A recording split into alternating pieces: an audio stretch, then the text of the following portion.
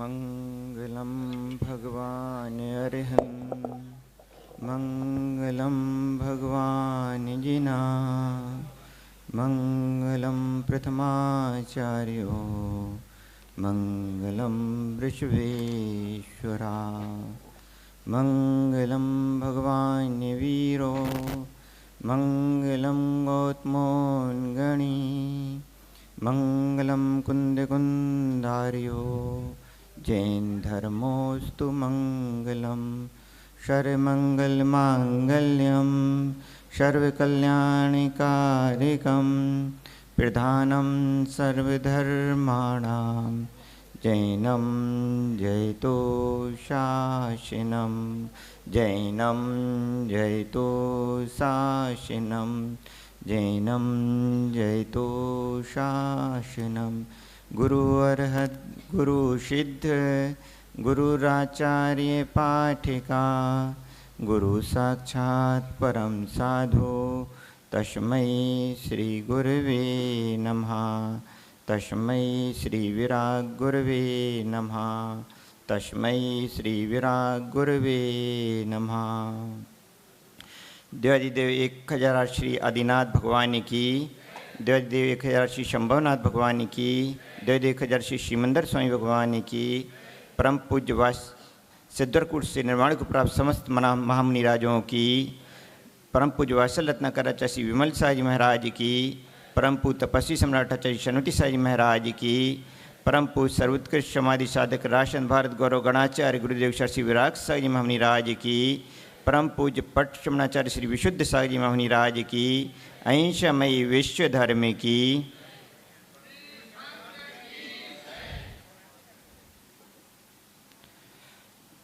मनीषियों,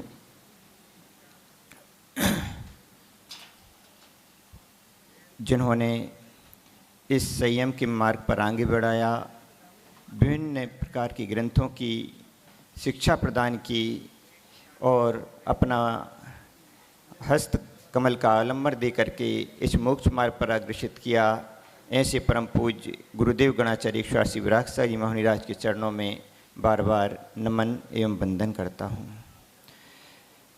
जहाँ परम पूज्य आचार्य भगवान विराजमान हों वहाँ हम आपको कुछ देने का प्रयास करें तो शोभा को प्राप्त नहीं होता, किंतु उनकी आज्ञा से कुछ जो कुछ परम पूज्य गुरुदेव से सीखा है वह आपको देने का प्रयास करेंगे। मनीषियों, सिद्धवरकूट की पावन धरा, जहाँ पर सन 2013 में परम पूज्य आचार्य भगवान गणाचार्य श्री विराग साह जी महामुनि राज के साथ विशाल 90 पिच्चियों की संघ के साथ में जहाँ पर परम पूज्य गुरुदेव का आगमन हुआ था और इस सिद्ध भूमि के दर्शन का लाभ लिया था। सिद्धवरकूट वह कूट जहाँ से सिद्ध हुए हैं, ऐसा यह सिद्धवरकूट सिद्ध क्षेत्र है। बंधु, आचार्य भगवान कहते हैं कि आज तक जितने भी सिद्ध हुए हैं वह एकमात्र किसके कारण से हुए हैं? भाव के बल से ही सिद्ध हुए हैं, भाव विशुद्धि के कारण से ही सिद्ध हुए हैं। अमृत समयसार कलश में आचार्य अमृतचंद स्वामी ने लिखा, भेद विज्ञानता सिद्धा एकिल केचना अस्य भाव तो बद्धा एकिल केचना। भेद विज्ञानता सिद्धा, आज तक जितने भी सिद्ध हुए हैं वे किसके बल से सिद्ध हुए हैं? भेद विज्ञान, एकमात्र भेद विज्ञान के बल से सिद्ध हुए हैं। अस्य भाव तो बद्धा एकिल केचना, और आज तक जितने भी जीव संसार में बंध को प्राप्त हो रहे हैं तो किसके अभाव में बंध को प्राप्त हो रहे हैं? भेद विज्ञान के अभाव में बंध को प्राप्त हो रहे हैं। आप सभी बैठे हुए हैं, क्यों बैठे हुए हैं यहाँ पर? क्यों? क्योंकि भेद विज्ञान को समझ नहीं पाए, जान नहीं पाए। बंधु, भावों की बड़ी महिमा होती है। भावों के बल से आज तक जितने भी तीर्थंकर हुए हैं एकमात्र भावों के बल से ही हुए हैं। चारों गति के जीव मोक्ष जाने की शक्ति है, ऐसा नहीं है कि मात्र मनुष्य गति के जीव में ही मोक्ष जाने की शक्ति हो। चारों गति के जीव, चाहे देवगति हो, नरक गति हो, त्रियंच गति हो, मनुष्य गति हो, चारों गति के जीव मोक्ष जा सकते हैं। किसके बल से? भाव के बल से। आप कहेंगे महाराज जी नार के जीव वो कहाँ से मोक्ष जाएंगे? नरक में अभी कौन है? श्रेणिक का जीव नरक में है कि नहीं है? श्रेणिक का जीव नरक में है। और आगे वह क्या होगा? आगे आने वाली 24वीं में प्रथम तीर्थंकर होगा। कौन होगा? प्रथम तीर्थंकर। वह नार की जीव प्रथम तीर्थंकर होगा। भावों की महिमा है कि नहीं है? उसके परिणामों की वहाँ पर भले ही नरक में है, लेकिन उसके परिणाम इस प्रकार के हैं कि उसके बल से वह आगे आकर के तीर्थंकर होगा। आचार्य भगवान परम पूज्य गुरुदेव गणाचार्य स्वामी विराग साई महाराज अपने प्रवचन में बतलाते थे कि तीसरे नरक तक तो कौन जाते हैं? असुर कुमार जाति के देव भी जाते हैं, और असुर कुमार जाति के देव जाते हैं, और भी देव जा सकते हैं, अन्य भी देव जाते हैं। और जो उनके पूर्व के जो परिचय के जो नार की जीव वहाँ पे रहते हैं, उनको वह संबोधन करने के लिए आते हैं। सीता का जीव वर्तमान में कहाँ पर है? सीता का जीव 16वें स्वर्ग में है। कहाँ पर है? 16वें स्वर्ग में है। जब उसको स्मरण में आया कि लक्ष्मण का जीव नरक में है, तो बंधु अब स्वर्ग का देव है, रात तो काम कर रहा है उसका, अरे लक्ष्मण का जीव जिसके साथ मैं पूर्व में इतने लंबे समय तक रही हूँ, उसका जीव नरक में है। वह संबोधन करने के लिए नरक जाता है। वह अच्युत स्वर्ग से आता है और संबोधन करने के लिए नरक जाता है, और वहाँ पर लक्ष्मण के लिए संबोधन करता है। और उसके संबोधन को सुन करके वह लक्ष्मण का जीव सम्यक दर्शन को प्राप्त करता है। और साथ ही साथ में रावण का जीव भी वहीं पर था। वह रावण के जीव को भी संबोधन करने के लिए जाता है। बंधु ये दोनों जीव आगे भविष्य में ये भी क्या होंगे? तीर्थंकर होंगे। बंधु तो नार ऐसा नहीं है कि कोई जीव नरक में है तो वहाँ पर नार की जीव आगे नहीं बढ़ सकता। भाव की ऐसी महिमा है कि भाव तो कोई भी भा सकता है, चाहे नार की हो चाहे मनुष्य हो। त्रियंच गति के भी उदाहरण मिलते हैं। त्रियंच गति में जब भगवान महावीर स्वामी का जीव पूर्व में शेर पर्याय में था, चांद रिद्धिधारी मुनिराजों ने देखा कि अरे यह भावी तीर्थंकर होने वाला तीर्थंकर और क्या कर रहा है?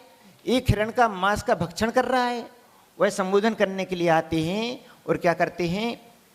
उसके लिए संबोधन करते हैं, बोध को प्राप्त होता है कि मैं आगे होने वाला तीर्थंकर और क्या कर रहा हूँ। बंधु है वहाँ पर देशव्रतों को ग्रहण करता है।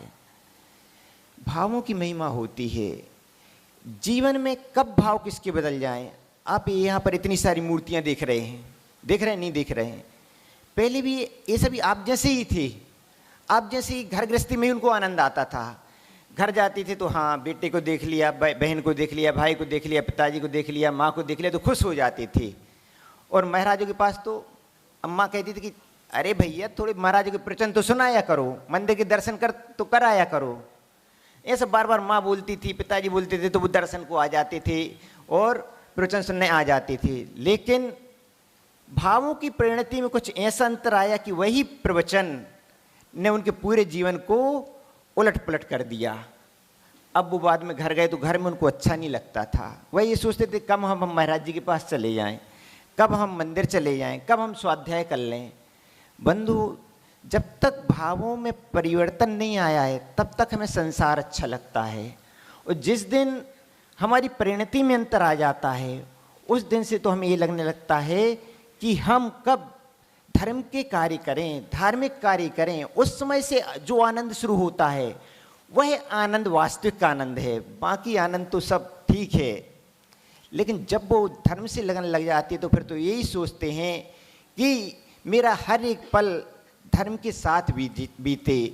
कभी मन कहीं चला जाए, राग देश परिणति में चला जाए तो क्या होता है? दुख होता है, कष्ट होता है। तो बंधु आचार्य भगवान कहते कि भावों की महिमा है। आचार्य भगवान ने कहा भावना भव वर्धनी, भावना भव नाशिनी। क्या बतलाया? भावना ही भवों का वर्धन करने वाली है और भावना ही भवों का नाश करने वाली है। तो किसको सुधारना है? किसको सुधारना है? भावों को। तो अब क्या करना है? घर नहीं जाना है ना? जाना है। अरे महाराज घर नहीं जाएंगे तो अभी क्या कहेंगे लोग? काहे को शादी की थी, काहे को गृहस्थी में फंसे थे? जब यही करना था तो पहले से सोच लेते तो बहुत अच्छा रहता। आप शादी कर ली, बच्चे होगा और उनको छोड़ करके फिर कहते कि हमने तो घर छोड़ करके जाना है, चक्कर में फंस जाएंगे। लोग क्या कहेंगे? कोई का कहे है, सही बात है, कोई का कहे। आचार्य भगवान बोलते थे कि जिसने शादी कर ली उसकी कितने साल की सजा हो गई? कम से कम 20 साल की 22 साल की सजा तो उसकी हो ही गई। उसको अपने उत्तरदायित्व पूरे करने ही पड़ेंगे। वह व्यक्ति यदि आचार्य भगवान से के पास भी श्रीफल चढ़ाएगा कि आचार्य भगवान हमें दीक्षा दे दो, तो आचार्य भगवान कहेंगे पहले तुमने जो बेड़ी बांधी है उस बेड़ी का निवारण करो, जो तुमने उत्तरदायित्व तुम्हारे हैं उनको पूरा करो, तब फिर आगे बढ़ पाओगे। तो बंधु अभी क्या है, बेड़ी बंध गई हैं। उन बेड़ी को तोड़ने के लिए अब बहुत पुरुषार्थ करना पड़ेगा। थोड़ी आगे आओगे, घर से निकलने की बात करोगे तो क्या करेगा? अभी घर वाली पीछे पीछे आ जाएगी। परम पूज्य आचार्य जी के पास एक भिंड के भक्त आते थे, क्या नाम था भूल गए। तो जब भी वो आते थे पीछे पीछे उनकी 2 दिन बाद उनकी घरवाली पीछे पीछे आ जाती थी। और जब वो 2 दिन तक रहते थे तो आचार्य जी अच्छे से बात करते थे कि आचार्य श्री अब तो इस बार तो हम घर छोड़ मन बना के ही आए कि घर छोड़ ही देना है, बिल्कुल हम घर में रहेंगे ही नहीं। और जहाँ उनकी घरवाली आई और जहाँ उसने 2 मिनट के लिए मंत्र उनके कान में फूके तो आचार्य श्री के सामने आ जाते थे, आचार्य श्री थोड़े से दिन बाद हम वापस लौट करके आते हैं, हम इस बार पक्के में लौट करके आ जाएंगे। बंधु ये बेड़ी ऐसी होती है, राख की बेड़ी, जो घरवाली होती है भली कितनी दूर रहे, लेकिन जो बेड़ी है वह भली लोहे की बेड़ियां तो दिखती हैं लेकिन ये राख की बेड़ी दिखती नहीं है, लेकिन बड़ी जोरदारी से बंधी रहती हैं। आप कहीं भी रहेंगे लेकिन क्या होता है, स्मरण शोर चला ही जाता है। तो आचार्य भगवान कहते हैं कि जीवन में एकमात्र भावों की महिमा है। भावना भाव वर्धनी, भावना भाव नाशनी। भावना ही भावों का वर्धन करने वाली है। आज तक हम इन्हीं भावों के कारण से हम 84 के चक्कर में लगे रहे, इस कारण से अनादिकाल से भटक रहे, अनादिकाल से भटक रहे हैं। यदि एक बार भी सोच लिया होता, क्या सोच लिया होता, जो आचार्य भगवान अपने प्रवचन में बतलाते हैं उस मार्ग पर अनुसरण करने का यदि हमने मन बना लिया होता तो अभी आचार्य भगवान तो यहीं बैठे हैं, आप लोग तो पहले मुक्त चले गए होते। लेकिन हर बार किस में पड़ जाते हो? लक्ष्मी के चक्कर में पड़ जाते हो। किसके चक्कर में?